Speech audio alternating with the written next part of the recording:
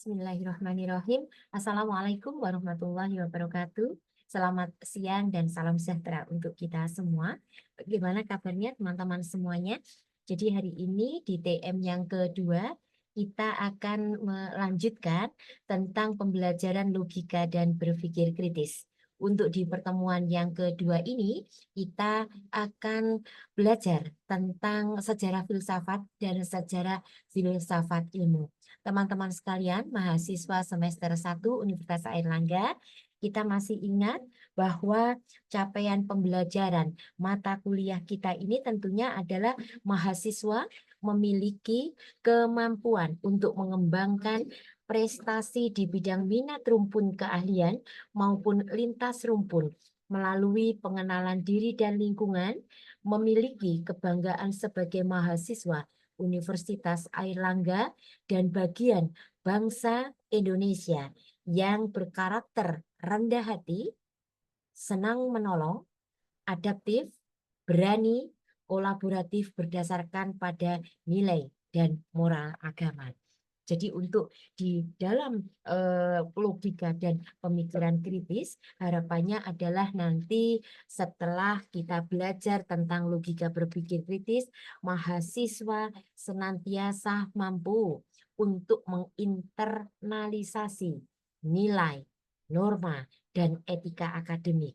Memiliki sikap juga tanggung jawab atas pekerjaan di bidang keahliannya secara mandiri, dan kemudian mampu juga internalisasi semangat kemandirian, kejuangan, dan kewirausahaan. Selanjutnya juga menghargai keanekaragaman budaya, pandangan, agama, dan kepercayaan serta pendapat atau temuan orisinil orang lain. Baik, teman-teman sekalian, hari ini sedikit mungkin kita perlu untuk serius begitu ya. Bagaimana kita bisa untuk memahami, mengenal sejarah dari filsafat dan sejarah dari filsafat ilmu itu sendiri.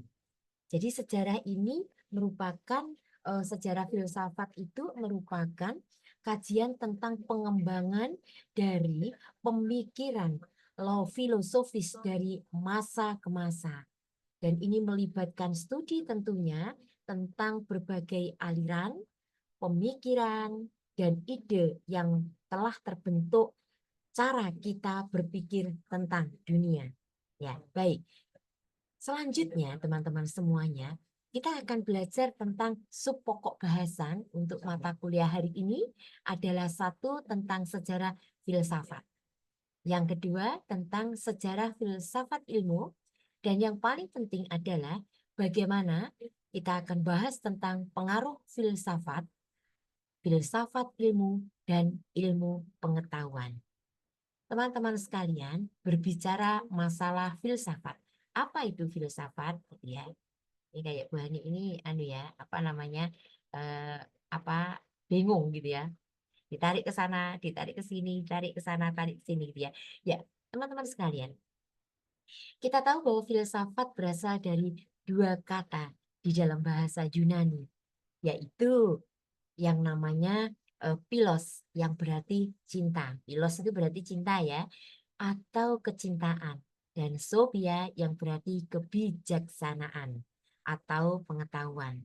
Secara harfiah, filsafat dapat diterjemahkan sebagai kecintaan terhadap kebijaksanaan atau kecintaan terhadap pengetahuan. Jadi kalau misalnya kita cinta terhadap pengetahuan, berarti kita harus cinta filsafat begitu ya. Karena filsafat itu sesungguhnya adalah cinta terhadap kebijaksanaan, dan kebijaksanaan itu sebenarnya adalah didapat dari karena kita mengerti, karena ilmu pengetahuan. Teman-teman, filsafat juga dimaknai upaya untuk mencari kebenaran. Namun, karena kebenaran tidak mudah untuk dicapai dalam kenyataan, karena adanya berbagai perspektif gitu ya, atau pendapat. Setiap orang tentunya akan memiliki pendapat yang berbeda dalam hal ini. Maka perlu kita terus mempertanyakan perspektif dan pendapat yang dianggap benar. Dengan pertanyaan, kembali jawaban-jawaban, menguji kembali argumen-argumen dan memeriksa data-data. Artinya apa namanya sebenarnya adalah pengembangan dari filsafat ini adalah bagaimana kita terus akan mencari sebuah kebenaran begitu. Tetapi orang itu tentunya juga kan memiliki pendapat yang berbeda-beda. Tapi justru di sinilah gitu ya. Makanya itu tadi cinta terhadap kebijaksanaan bagaimana dengan perbedaan perspektif yang berbeda-beda itu ternyata filsafat ini ternyata bisa untuk menyatukan. Bagaimana itu? Baik, kita akan lanjutkan bahwa filsafat merupakan begitu ya. Jadi apa namanya? Filsafat ini adalah ikhtiar. Filsafat yang terus-menerus mempertanyakan. Ini kemudian menjadi pola pikir filsafat yang dianggap radikal. Dari kata Yunani radik yang berarti akar karena berusaha mencari kebenaran secara mendasar. Jadi apa namanya usaha untuk itu tadi mengembangkan dari filsafat yang terus-menerus ini, kemudian ini akan menjadikan pola berpikir orang itu untuk senantiasa mengapa sih? Ini mengapa? Mengapa? Jadi ini yang diharapkan teman-teman semuanya dengan teman-teman itu tahu betul apa namanya ilmu tentang filsafat, apa sih sebenarnya filsafat itu, kemudian kenapa filsafat itu lahir, seperti apa sih sebenarnya filsafat itu berkembang. Teman-teman semuanya, awal mula dari filsafat. Awal mula dari filsafat ini adalah berdasarkan catatan sejarah lahir di wilayah Yunani. Wilayah Yunani kuno, selain mencakup wilayah Yunani yang kita kenal sekarang ini, dahulu mencakup wilayah daratan timur Asia kecil, yaitu yang menjadi Turki sekarang ini, pulau-pulau di wilayah Aegean, bagian barat sampai Silia, dan bagian selatan meliputi wilayah Italia. Wilayah-wilayah tersebut meski bukan kesatuan politik, namun memiliki kesamaan aspek begitu. Ras, bahasa, kebiasaan, pengaruh spiritual, dan tentunya adalah tradisi. Teman-teman semuanya, dari situ pemikir-pemikir Yunani mengembangkan yang namanya filsafat, gitu ya. Awalnya karena terkait dengan bertanya tentang asal usul dan sifat dari alam, ya. Asal usul dan sifat dari alam yang seperti apa? Pertanyaan ini diajukan misalnya bagaimana unsur-unsur alam seperti matahari begitu ya, seperti bulan, seperti bumi yang kita injak ini begitu ya, bisa bergerak seperti yang dapat diamati. Bagaimana benda-benda di alam memiliki bentuk dan sifat seperti yang diamati. Dan pada akhirnya sampai pada pertanyaan pokok yang tidak terelakkan. Dari mana asal-usul genesis alam semesta? Jadi ini merupakan satu perkembangan. Orang itu pada hakikatnya diberikan apa namanya akal, pikiran itu sebenarnya adalah untuk terus bertanya tentang gitu ya apa dari mana asal usul atau genesis dari alam semesta ini. Upaya menjawab pertanyaan-pertanyaan tersebut di masa Yunani menimbulkan ketidakpuasan sehingga menimbulkan pemikiran filsafat. Untuk mengetahui mengapa muncul ketidakpuasan karena menjawab pertanyaan-pertanyaan tersebut, maka kita perlu memahami kondisi kebudayaan peradaban Yunani pada masa itu. Jadi memang apa namanya yang namanya kita berpikir itu kan mesti akan bertanya tidak akan pernah puas. Nah, inilah yang sebenarnya satu sikap yang nantinya itu akan kita refleksikan bagaimana sih nantinya itu mahasiswa itu ketika setelah mengenal bagaimana asal-usul dari apa namanya filsafat ini, bagaimana saya ini terus terang adalah ingin selalu untuk mengetahui mengapa, mengapa, mengapa. Pemikiran itulah yang sebenarnya nanti akan terus gitu ya kita kembangkan karena kita terus terang haus akan mencari sesuatu, mencari ilmu pengetahuan, haus akan terus akan belajar, itu yang terpenting. Teman-teman kita lanjutkan dengan cerita yang tadi.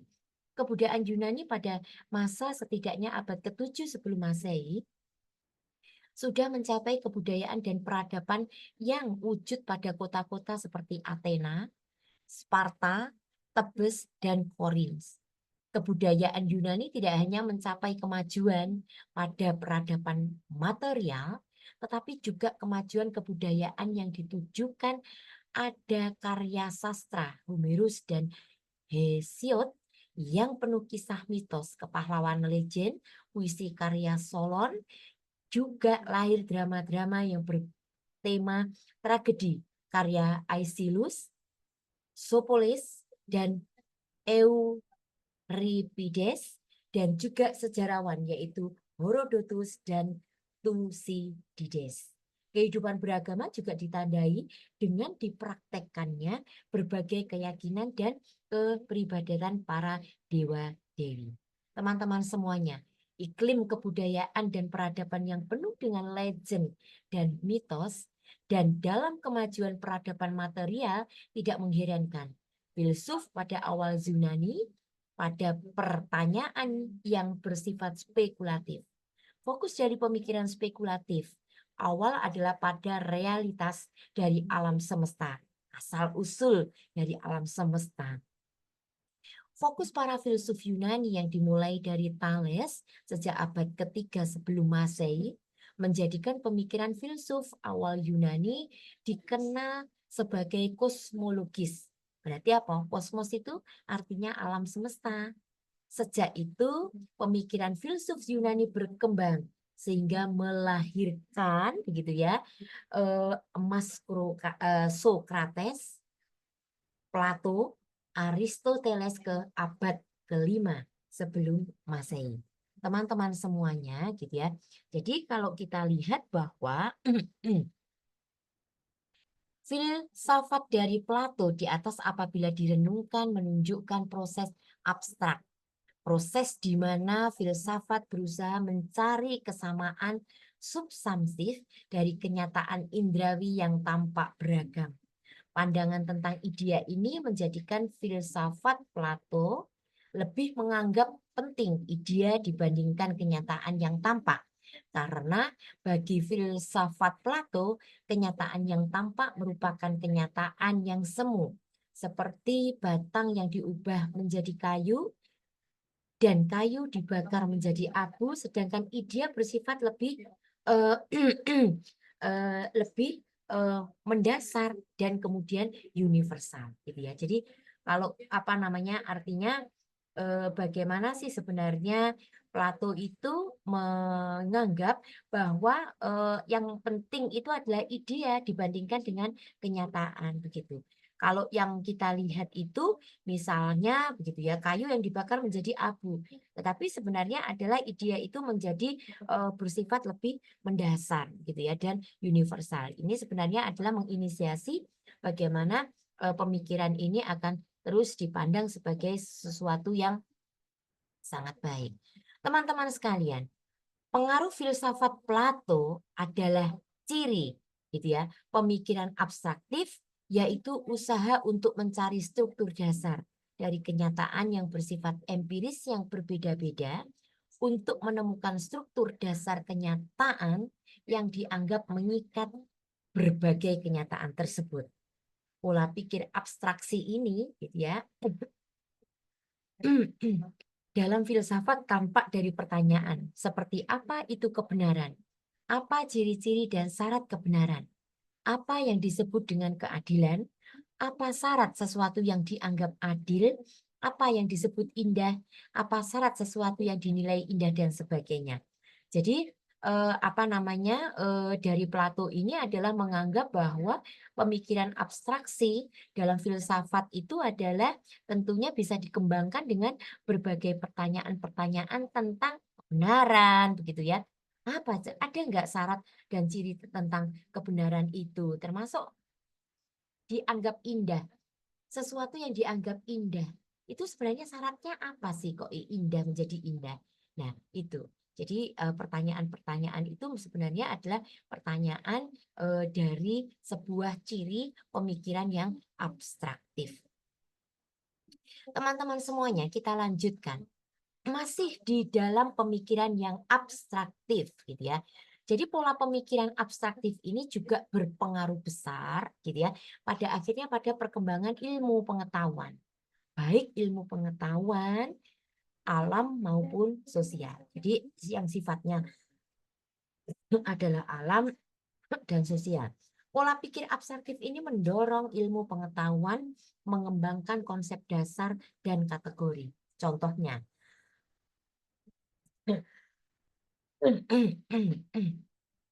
upaya ilmuwan untuk menemukan unsur dasar atau partikel terkecil dalam kenyataannya dan yang kemudian melahirkan teori dan konsep seperti atom gitu ya, hal yang masih kecil gitu ya, proton, elektron, unsur kimia, konsep statistik seperti rata atau min atau modus adalah bentuk pemikiran abstraksi manusia.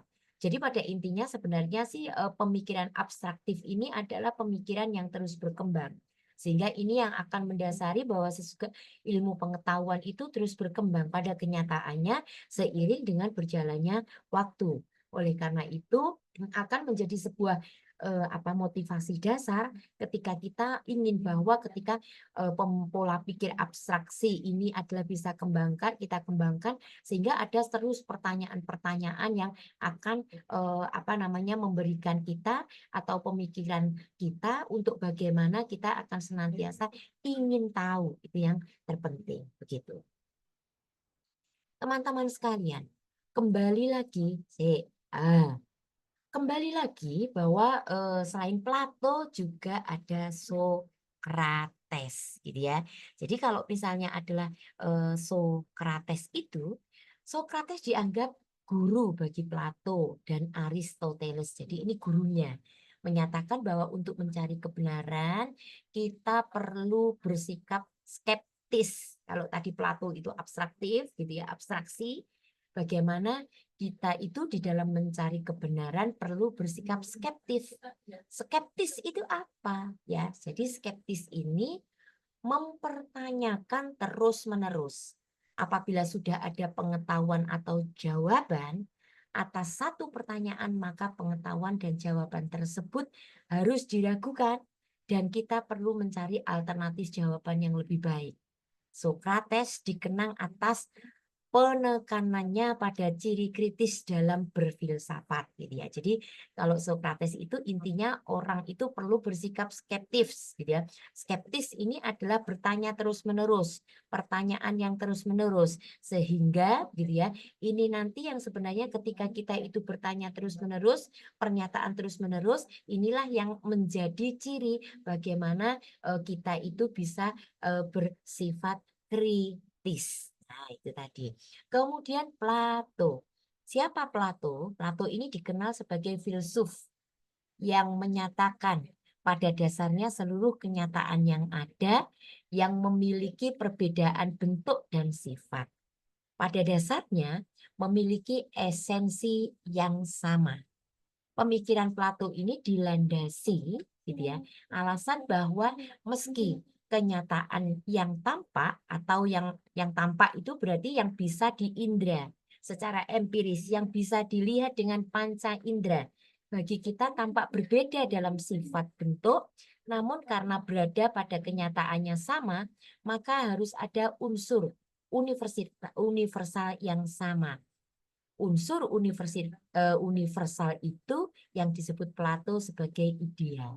Jadi intinya kalau Plato ini lebih mengembangkan pada satu idea. Apa itu idea gitu ya. Jadi mungkin yang dilihat mesti kenyataan yang kita lihat yang bisa kita nikmati dengan indera begitu ya, secara empiris gitu, kita tampak berbeda dalam sifat bentuk namun keberadaan kenyataannya adalah sama, sehingga ini dikembangkan unsur yang namanya unsur universal yang sama, maka disebut dengan idea. Jadi masing-masing tadi berbeda ya. Jadi bagaimana para filsuf itu mengembangkan ada yang harus ada berpikir secara abstraksi gitu ya, harus secara skeptis, dan Plato harus ada sebagai idea, unsur universal. Sekarang Aristoteles. Siapa Aristoteles itu? Aristoteles berbeda dari gurunya Plato, ya. Jadi kalau Plato berbeda dari gurunya, di mana Aristoteles ini sebenarnya lebih menekankan pentingnya kenyataan empiris dalam mencari kebenaran. Aristoteles setiap usaha mencari kebenaran itu harus dilandasi dengan data empiris yang dapat diindra. Tanpa data empiris, maka setiap filsafat tidak akan dapat dibuktikan kesalahan atau kekurangannya. Filsafat hanya akan sampai pada tingkat pemikiran spekulatif semata. Pemikiran Aristoteles ini menjadikan dia dianggap letak dasar sains modern dan menekankan pendekatan ilmiah, di mana upaya mengembangkan ilmu pengetahuan harus didasarkan pada data. Jadi inilah nanti yang dasar sebagai Aristoteles itu menyatakan setiap apa yang yang kita sampaikan itu tentunya harus ada kenyataan empirisnya. Jadi pengetahuan kita misalnya menyajikan satu masalah gitu ya. Kenapa gitu ya? Masalah itu harus dibuktikan. Dari mana?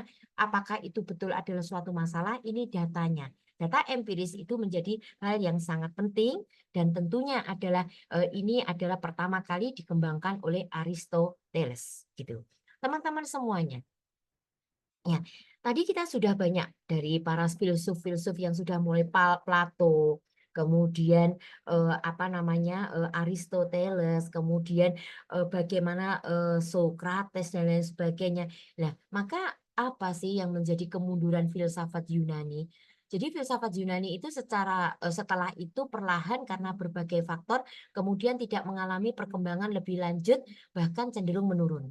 Filsafat Yunani dalam sejarah kebudayaan dan peradaban manusia justru banyak diadopsi dan dikembangkan oleh para pemikir Muslim gitu. Jadi pada perkembangannya setelah filsafat Yunani tadi itu berkembang dengan begitu luar biasa begitu ya.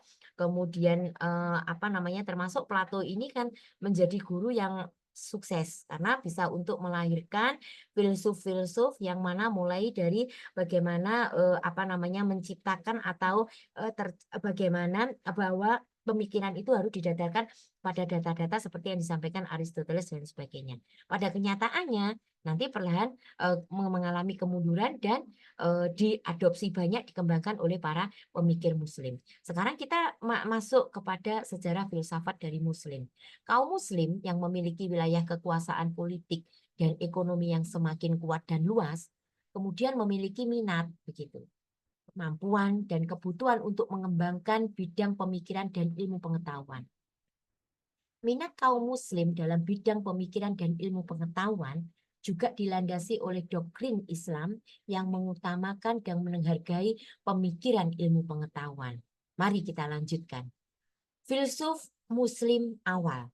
Filsuf Muslim awal yaitu Abu Yusuf Yakub Ibnu As'ad Al-Kindi atau kita kenal dengan Al-Kindi, ini dianggap sebagai filsuf pertama dalam dunia Muslim. Siapa itu? Al-Kindi ini sebagai orang yang mula-mula mengenalkan filsafat Yunani kepada kaum muslimin pada masa itu. Al-Kindi lahir di Kufah sekitar tahun 1805 Hijriah atau 801 Masehi. Riwayat pendidikannya tidak diketahui secara pasti oleh sejarawan, akan tetapi dia diketahui pernah menetap di Baghdad, ibu kota dinasti Abbasiyah kala itu, dan di bawah pemerintahan Al-Ma'mun, seorang khalifah Bani Abbasiyah yang dikenal akan kemajuan ilmu pengetahuan pada masa pemerintahannya. Teman-teman sekalian, berbicara masih di Al-Kindi. Al-Kindi, gitu ya. Al-Kindi ini tidak heran jika Al-Kindi kemudian menguasai berbagai jenis ilmu pengetahuan mulai dari filsafat, astronomi hingga ilmu musik, dikarenakan sarana prasarana untuk belajar sangat lengkap yaitu dengan adanya Baitul Hikmah. Hal itu juga dilandasi kemampuan Al-Kindi dalam menguasai bahasa Yunani. Kemampuan itu juga yang membuatnya dengan mudah menerjemahkan karya-karya filsuf Yunani dalam bahasa Arab kualitas terjemahan Al-Kindi dianggap berhasil memperbaiki terjemahan para pendahuluannya, seperti terjemahan Ibnu Naimah Al-Himsi, seorang penerjemah Kristen, atas Ibnu Enniet karya Plotinus 204 sampai 270 Masehi. Jadi ini ya, jadi Al-Kindi itu bagaimana ini juga akan menjadi hikmah bagi kita semua, bahwa sebenarnya adalah pengetahuan-pengetahuan itu sangat perlu untuk kita selami atau interaksi dengan ilmu pengetahuan itu akan terus harus kita kembangkan. Al-Kindi ini, pemikiran-pemikiran Al-Kindi ini bertujuan untuk memperkuat inti ajaran agama Islam, yaitu tauhid. Berbeda dengan para pendahulunya, pemikiran tentang tauhid itu ia lakukan dengan argumentasi filsafat, gitu ya. Jadi pemikiran abstraksi, kemudian ide, ternyata itu dipakai oleh Al-Kindi. Karya masterpiece Al-Kindi adalah On Fish Philosophy. Karyanya itu mengulas tentang filsafat pertama atau metafisika, sebuah studi tentang Tuhan. Itu. Nah, Al-Kindi menyatakan bahwa Tuhan bukanlah genus atau spesies. Tuhan adalah pencipta. Ia adalah yang benar pertama atau al-haq al-awal dan yang benar tunggal. Selain ahli dalam bidang tauhid, Al-Kindi juga di bidang matematika. Ia berperan penting dalam memperkenalkan angka India ke dunia Islam. Al-Kindi juga memiliki karya penting di bidang kedokteran berjudul De Gradibus, di mana ia mendemonstrasikan penerapan matematika pada kedokteran, khususnya di bidang farmakologi. Jadi ini Al-Kindi yang mengenalkan. Jadi artinya bagaimana ya ilustrasi baris filsuf-filsuf ini itu ternyata adalah gitu ya, senantiasa untuk berpikir, pingin, rasa ingin tahunya sangat tinggi sekali. Filsuf-filsuf Muslim terkemuka itu setelah Al-Kindi ada lahirnya filsuf-filsuf Muslim berikutnya yang meneruskan filsafat Yunani dan berpengaruh besar di dalam perkembangan ilmu pengetahuan atau sains modern. Berikut paparan singkat sebagai bagian dari filsuf Muslim dalam pemikirannya. Ya, kita akan coba satu persatu. Siapa itu setelah Al-Kindi? Ada Al-Farabi, 872 sampai 951 Masehi. Abu Nasir Muhammad Al-Farabi atau kita kenal dengan Al-Farabi ini juga dikenal dalam bahasa Arab sebagai Al-Mu'allim Al-Tani. Ia adalah salah satu filsuf Muslim terbesar di dunia. Al-Farabi sangat berkontribusi besar hingga tidak dapat diukur dalam pemikiran Aristotelianisme dan Platonik gitu ya. Jadi pemikirannya Aristoteles itu dan Plato gitu ya. Sehingga disebut bahwa zaman modern ini berhutang banyak kepada polimat dari Asia Tengah ini. Dia berkontribusi dalam filsafat, matematika, musik, metafisika, serta politik. Teman-teman semuanya. Selanjutnya Al-Ghazali. Al-Ghazali ini 1058 sampai gitu ya 1111 Masehi. Abu Hamid Al-Ghazali adalah salah satu ulama penting dalam pemikiran Islam. Dia adalah seorang filsuf, seorang sarjana hukum, dan seorang teolog. Lalu menjelang akhir hidupnya, ia menjadi seorang pemikir yang mistik. Kemudian kita kenal dengan Ibnu Rus. Ibnu Rus gitu ya, ini 1126 sampai 1198 Masehi. Ibnu Rus yang dikenal di barat sebagai Averroes yang mungkin memiliki pengaruh lebih besar pada agama dan filsafat barat daripada terhadap pemikiran Islam. Beberapa sejarawan Muslim menggambarkan barat modern yang tercerahkan sebagai imajinasi David Averroes. Ibnu Rus adalah seorang pemikir yang luar biasa. Dia adalah seorang hakim, ahli hukum Islam atau Maliki, seorang dokter, dan seorang filsuf juga. Selanjutnya siapa lagi? Ibnu Arabi. Siapa Ibnu Farabi ini?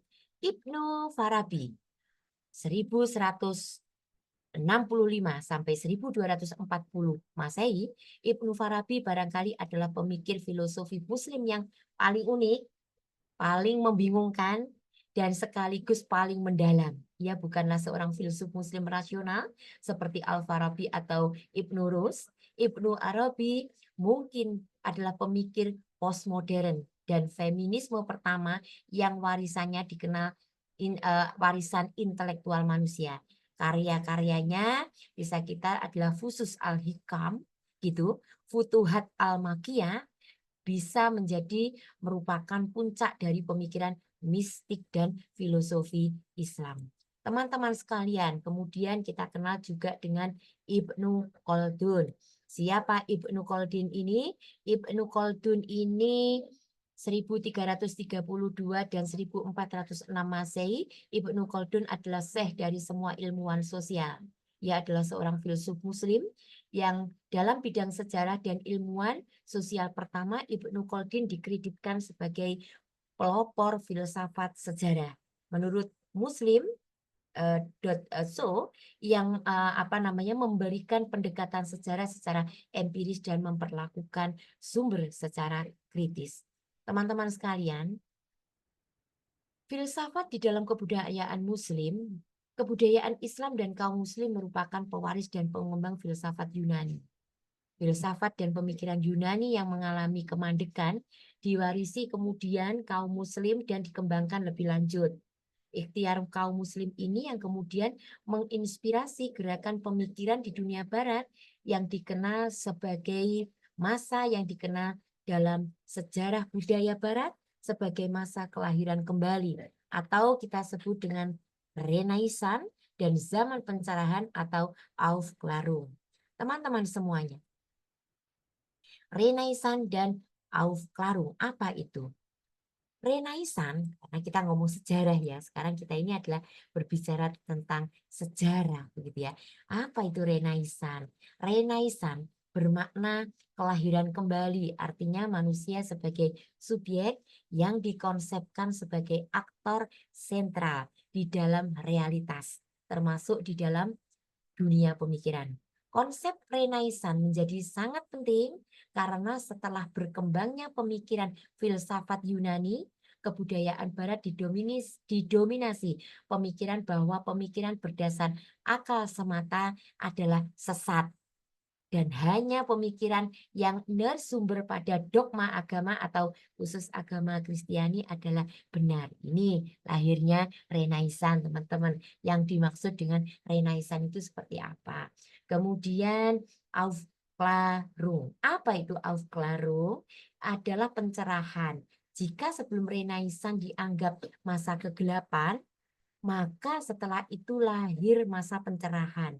Maka makna pencerahan lahir ketika manusia sampai pada pemikiran bahwa akal budi manusia adalah keunggulan yang dapat digunakan untuk memahami alam semesta. Ilmu pengetahuan modern mula-mula berkembang pada masa pencerahan ini.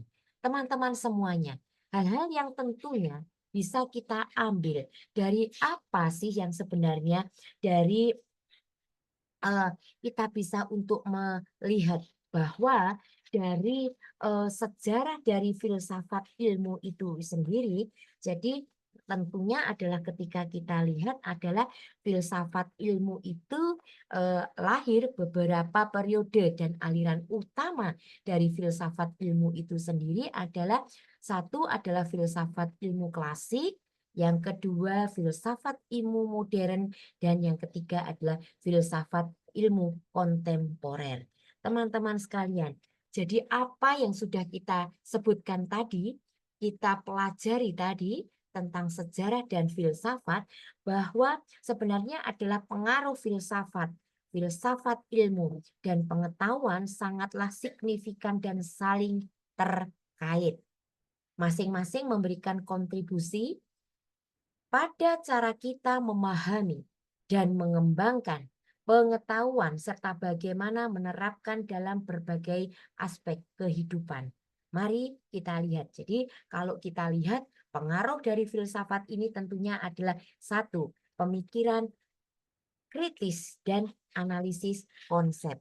Yang kedua adalah dasar etika dan moral. Yang ketiga adalah pandangan dunia dan metafisika, dan yang keempat adalah pembentukan pemikiran, sistem pemikiran dan ideologi.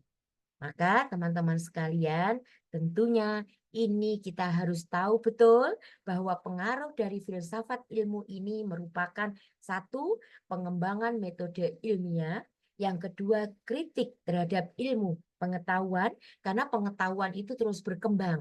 Artinya setiap mungkin hari ini yang kita pakai belum tentu 5 tahun akan kita pakai. Jadi seperti itu. Itu yang terus akan melahirkan bahwa pengaruh filsafat ini akan memberikan kemampuan gitu ya, bagaimana individu itu terus untuk berpikir. Kemudian yang ketiga, pemahaman tentang pengetahuan dan realitas, serta yang keempat adalah interaksi antara sains dan masyarakat. Karena filsafat ilmu juga mengeksplorasi bagaimana sains mempengaruhi dan dipengaruhi oleh faktor sosial, politik, dan budaya, serta implikasi etis dalam penelitian dan teknologi. Teman-teman sekalian, secara keseluruhan yang bisa kita simpulkan adalah filsafat memberikan kerangka pemikiran kritis dan refleksi yang mendalam tentang bagaimana aspek realitas.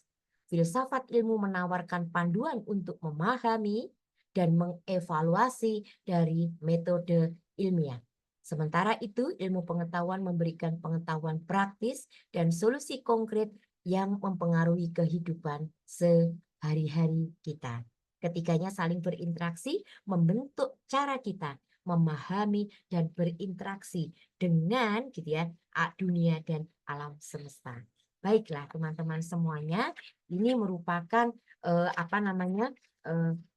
penjelasan atau pembelajaran kita tentang sejarah filsafat dan filsafat ilmu tentunya dan ilmu pengetahuan. Baik, terima kasih atas perhatiannya. Semoga apa yang bisa kita sampaikan ini adalah menjadi pengetahuan yang mendalam kita untuk terus bagaimana menginspirasi kita dan memberikan motivasi kepada kita keingintahuan akan ilmu pengetahuan, sehingga kita akan terus berani untuk mengembangkan pemikiran logis kita, pemikiran untuk bagaimana kita bisa untuk memanfaatkan ilmu kita untuk kita, orang di sekitar kita, lingkungan kita, dan tentunya adalah bagaimana perkembangan ilmu kita ini, ilmu yang kita dalami ini bisa untuk bermanfaat sebagai diri kita menjadi bagian dari bangsa Indonesia. Terima kasih atas perhatiannya. Selamat belajar dan terus mencari ilmu bahwa belajar itu menyenangkan. Terima kasih. Assalamualaikum warahmatullahi wabarakatuh.